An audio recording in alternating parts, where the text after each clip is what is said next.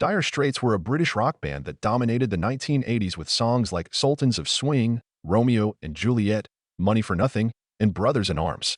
Mark Knopfler was the band's lead singer and renowned guitarist. He had the prose of a novelist in his songwriting and the deft touch of a storyteller on guitar, and guided the group with such unassuming conviction that nobody noticed he was their driving force. Mark Knopfler, now in his 70s, keeps going strong. He records, composes film scores, and makes appearances when the timing is perfect, always with the same unhurried, unassuming manner. Many of his contemporaries, however, have retired or faded into nostalgia-driven reunion tours. Being in the spotlight was never necessary for him. Truthful music is both what he required and what he has finally offered the world. But how does a quiet, unassuming man like him become one of the most significant artists of the 20th century? What is the secret behind the rise of a homeless Newcastle lad to the position of greatest guitarist of all time? Why does he keep saying no to a reunion that millions of others are still hoping for, even while they're in grave straits? Come with us as we delve into the life of Mark Knopfler, the man whose early stories remain one of the most memorable, even though he talked very little. Though he was born on August 12, 1949, in Glasgow, Scotland, Mark Freuder Knopfler's family moved to Newcastle, northern England, not long after.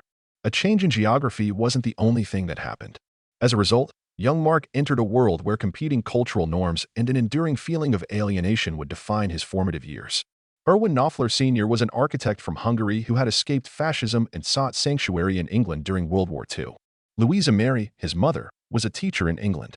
Instead than talking about football or television like the other kids his age, Mark grew up in a home where people were quite intellectual and the focus was on literature, history, and ideas. Mark never felt like he belonged anywhere, what with his mixed heritage as a refugee and his upbringing among the working-class English. He preferred to sit on the sidelines and watch rather than get involved. Looking back, he would characterize himself as someone who was never truly welcomed, who was always on the periphery, and who went unrecognized. However, it was at that very edge location that a new dimension, the dimension of sound, was revealed. Knopfler listened enthralled to the radio broadcast by his family from the time he was a little boy. His heart belonged to B.B. King's unvarnished blues.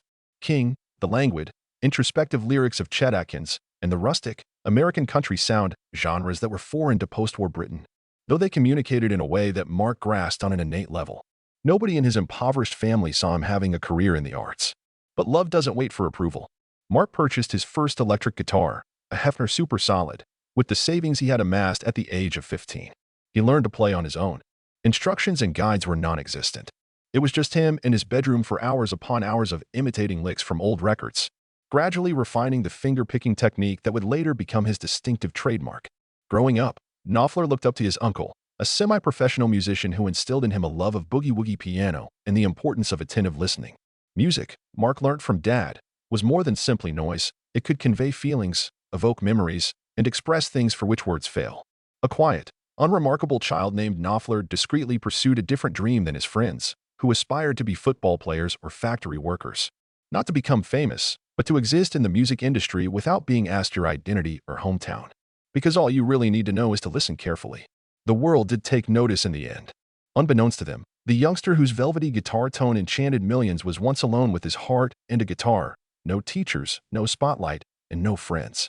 Starting out in one's profession. Mark Knopfler was a TV journalist before he became a world-renowned guitarist. The Yorkshire Evening Post hired him after he earned a journalism degree from Leeds Polytechnic, before relocating to a nearby BBC station. When he started penning lyrics, with a wit and storytelling style few could match, the abilities he honed as a reporter, screenwriter, and news narrative crafter came in handy. Knopfler was always a shell of himself in the journalism industry, despite his mastery of the language. He looked forward to clocking off and listening to music every single day. Around Leeds, he played guitar for local bands, sometimes playing in empty bars where the audience could hardly hear him over the sound of their own drinks being clinked. Knopfler refined his technique, paid attention to the reception he received from the audience, and explored every possible narrative device through music in that humble setting. He and his guitarist younger brother, David Knopfler, relocated to London in the 1970s. Dire Straits, a term meaning perilous situation, was the unique name of the band they formed after they met bassist John Ilsley and drummer Pick Withers. They were playing music for fun, not because they had any money, and that mirrored their financial situation at the moment. Using what little money they had, they recorded a Sultans of Swing tape in a rundown studio in 1977. There is simply Mark, his Fender Stratocaster, and his talent for making it sound like a storyteller softly narrating in your ear. No professional producer or expensive equipment is used. No one anticipated the subsequent events after sending the demo to BBC Radio London. In a few months, Sultans of Swing started to rise up the charts. Record companies were quick to meet with the group. Their record label is Warner Brothers Records. Dire Straits, their 1978 self-titled debut album, featured the music and lyrics of Mark Knopfler. It shot into the top 10 in the US and the UK, setting the stage for an improbable voyage. Surprisingly, Mark was almost 30 years old when this happened, which is late for rock and roll. Though maybe he was able to carve out a unique sound thanks to his life experiences, journalistic eye, and time spent on the stage's periphery. Music that conveyed meaning without shouting. Blues with substance rather than heaviness. Unshowy guitar that impacted people on a deep emotional level. There was more to Dire Straits than meets the eye. They were like a gentle wave, slowly drawing in listeners. Mark Knopfler, who had hitherto remained hidden behind the journalistic camera, suddenly took the stage, not to become famous, but to share the stories he felt the world needed to hear. A turning point in my career. It was never Mark Knopfler's intention to become famous. He had little interest in being famous or chasing the limelight. Maybe that's the reason why, when he guided Dire Straits into the 80s, fans noticed a change. A man with global impact. In a completely silent manner. The music of Mark Knopfler, a descendant of the swing-era sultans, was like an unhurried and understated invitation to spend a night at a dive pub listening to an undiscovered band. His finger-picking technique, he never used a pick, and his almost whispered conversational tone caused listeners to pause, fall silent, and reflect. Dire Straits persisted in the same vein, never caving into popular demand or following fads, and yet they continued to rise with each new record. Mark was a gifted musician, but he was also a lyricist with a storyteller's heart.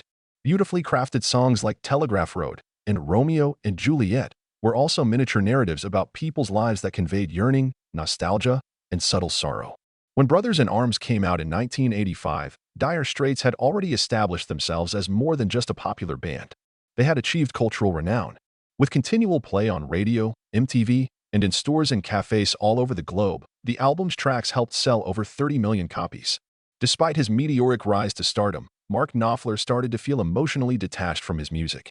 Night after night, for over 2 years, the Brothers in Arms played before crowds of tens of thousands across hundreds of cities. The songs he wrote in loneliness are now chanted by complete strangers as rallying cries on stage. Even though everyone in the crowd was going wild, he started to pull back. He was afraid that success had taken something precious from him, not because he didn't value it. The stillness necessary for truthful writing. Knopfler kept quiet whenever asked about the weariness. During the last years of Dire Straits, he largely disappeared from the public eye, gave few interviews, and kept to himself. After a 6-year break, fans were still there in 1991 for the release of On Every Street. However, Mark had already departed for another location. Even with a year-long tour, the album still wasn't a smashing success. He had changed his mind about being a rock star. Dire Straits was covertly disbanded by Knopfler in 1995. There was no lengthy explanation, no press conference, and no dispute. He simply left the band he had started, the platform that had catapulted him to international stardom, and the limelight that others desired, but which he regretted. Many were hoping for a reunion of Dire Straits after their 2018 Rock and Roll Hall of Fame induction. Not even Mark Knopfler showed up. There was no formal announcement, no reunion with former bandmates, no group photo, and nobody had to explain why. The music was always a voyage, not a memorial or a ritual, in his mind. Furthermore, in order to be authentic to their initial purpose, certain journeys must conclude at the appropriate moment. Once upon a time, Mark Knopfler took Dire Straits to the peak of their industry, ultimately decided to resign in order to say the most important thing, being genuine. He became an anomaly in a world where most people give up their freedom in exchange for continued popularity. He relinquished his stardom so that his music might remain authentically his. Mark Knopfler's solo career began in 1995 when he decided to leave Dire Straits. He didn't leave music altogether, but he did leave the spotlight and the pressure that came with it. In a new chapter, Knopfler began to compose music not for the masses, not for the market, but for himself. After nearly 2 decades of living on the schedule of a big band, enduring endless tours and never-ending expectations. After spending so many years cooped up, the release of his 1996 debut solo album, Golden Heart, was like a door swinging open. In this setting, Knopfler reverted to his roots as a storyteller rather than the lead singer of a well-known rock band. Having only a guitar, his voice, and a jumble of memories to rely on. Without making an effort to impress, the music on Golden Heart was soothing, blending elements of American country, Celtic folk, and earthy roots. Mark was just talking in his own unique style and at his own speed. Knopfler released a string of solo albums that were reflective and multi-layered, eschewing singles and avoiding the temptation to reproduce previous triumphs. The year 2000, setting sail for Philadelphia. From 2002 comes The Ragpicker's Dream, published in 2004 by Shangri-La. Assault on Redemption, 2007. There was an adventure in every record. Not spectacular, but quite forthright. He sung about two cartographers traveling the American frontier and sailing to Philadelphia. However, his true focus was on the chasm that exists between idealism and isolation. After a near-fatal motorbike accident in 2003, he published Shangri-La, an album about thankfulness rather than dread. Thank goodness I am here today, able to write and play music. Knopfler has previously stated that he is more comfortable now that he is not required to play in front of thousands of people. His solo tours were undeniably more intimate, taking place in theaters and other locations handpicked for their acoustic qualities. In other words, places where the audience was invited to listen rather than yell. Even after he stopped performing with his original band, a group of talented but reserved musicians, he would not play traditional, straight-edge tunes unless he truly believed they belonged. Truth in music was more important to him than playing to an audience. Knopfler rose to prominence as one of Europe's most esteemed film composers in addition to his solo career. From 1983's local hero to films like The Princess Bride, Cow, Wag the Dog, and A Shot at Glory, his score was always there, subtly but surely, and once heard, it would stay with you long after the credits rolled. Knopfler never took offense when critics said he was the hidden film composer beneath a rock star's persona, since it was accurate. Being a rock star was never his intention. It's incredible that Knopfler has kept up a consistent creative rhythm despite leading a secluded existence away from the spotlight and social media.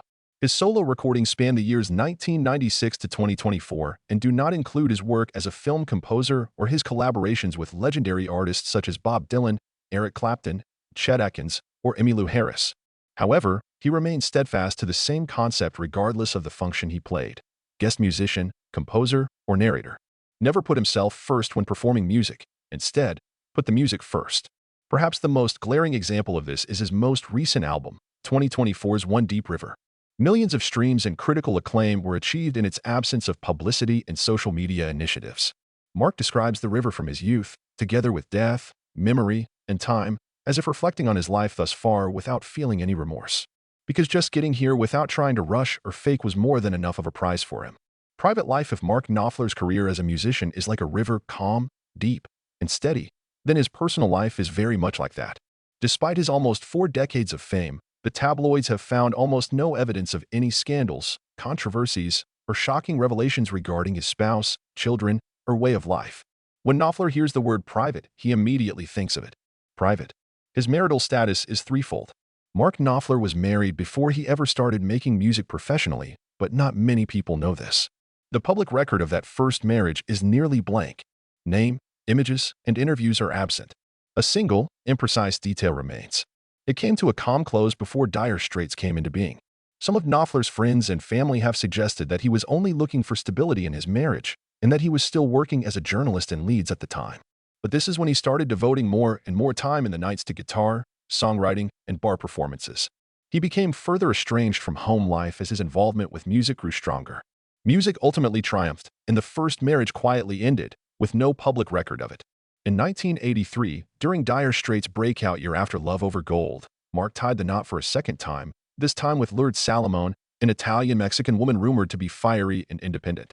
Their world-beating album, Brothers in Arms, was about to be released, and the band was about to go on a world tour when they tied the knot.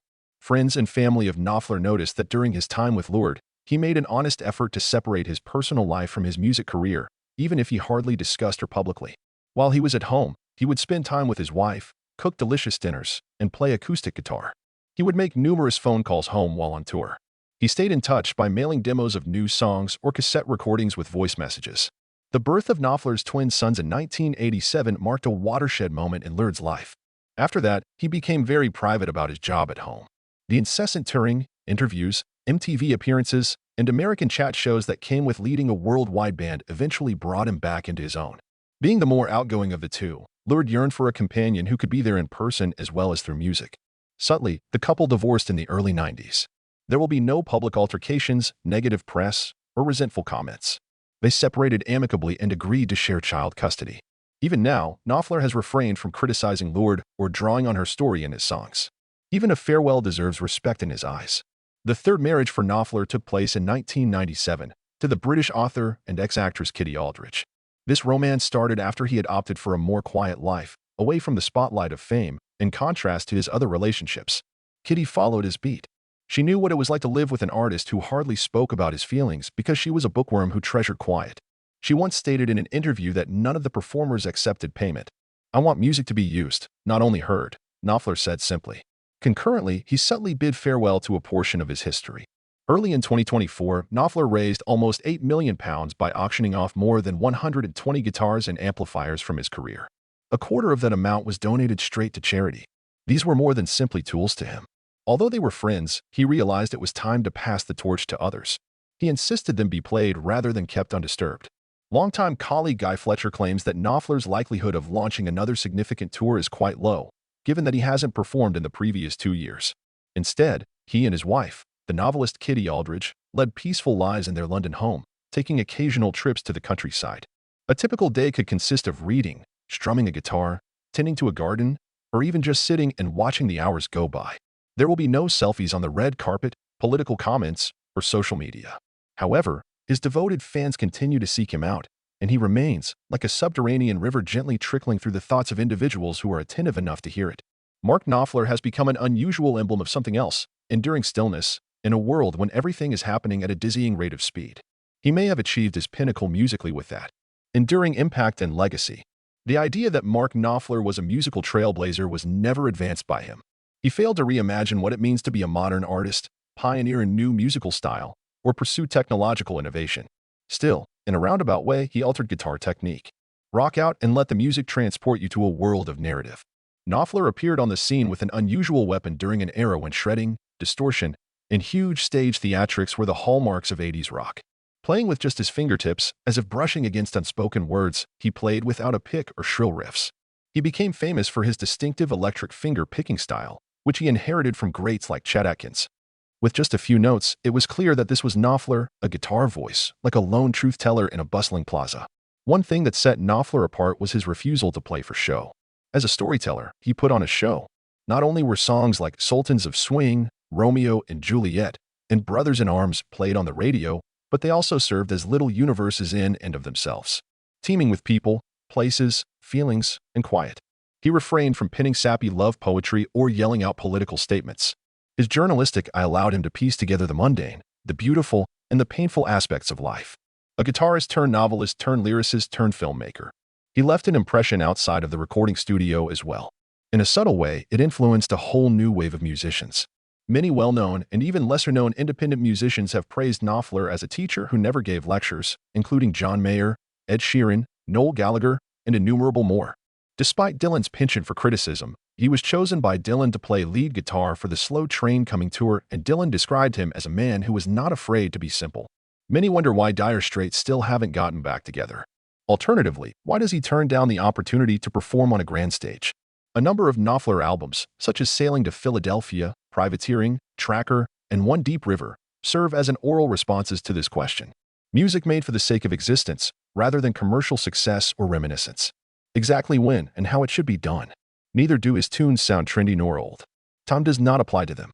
Additionally, among rock artists, Knopfler is rare in that he receives acclaim from the most prestigious institutions in society. In 1999, Queen Elizabeth II bestowed the Order of the British Empire upon him.